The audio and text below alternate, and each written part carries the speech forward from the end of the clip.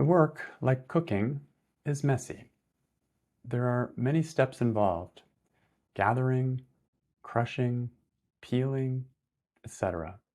Not just one moment of revealing the finished product.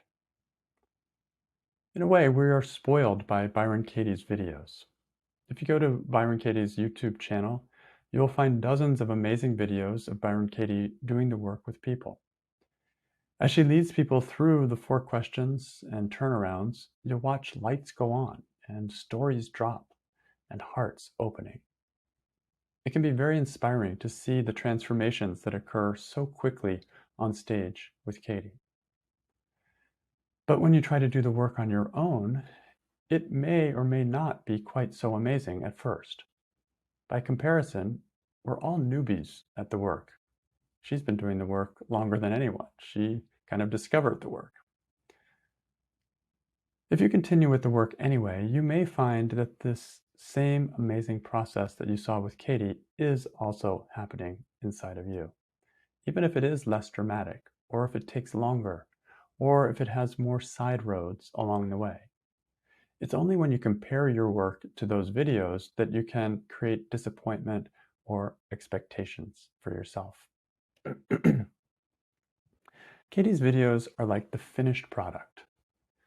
That is because Byron Katie is so experienced at doing this work over so many years that she can support someone to drop in very quickly.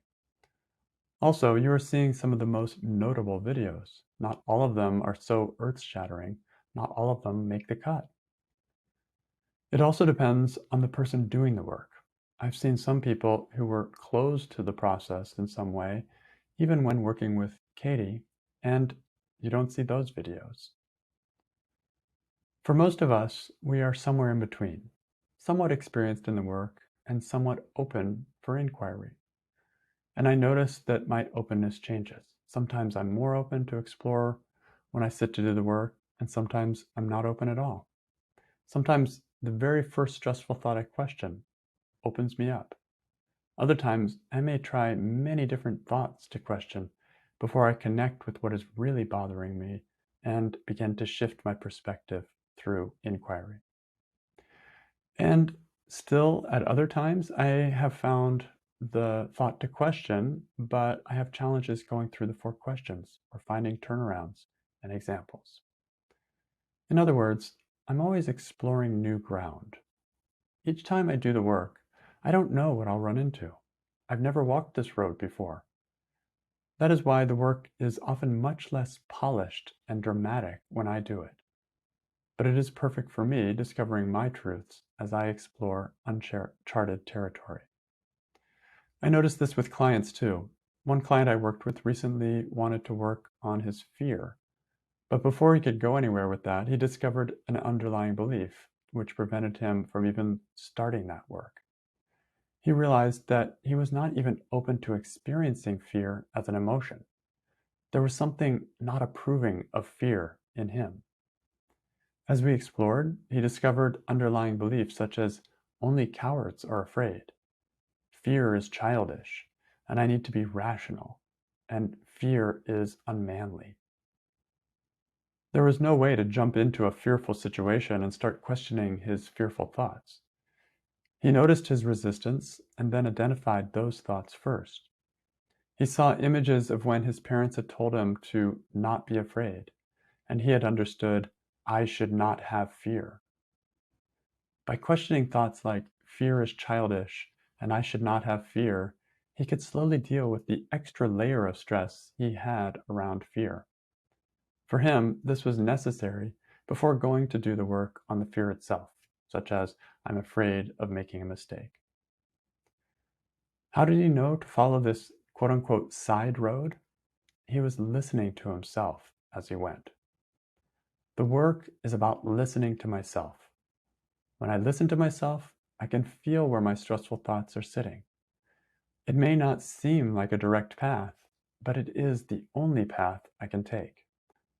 I must listen to where I am and to what my thoughts and resistances are saying and question those one step at a time. It doesn't matter where I end up. True exploration, true inquiry, simply follows the thread inside of me by listening and feeling. It may look messy at first.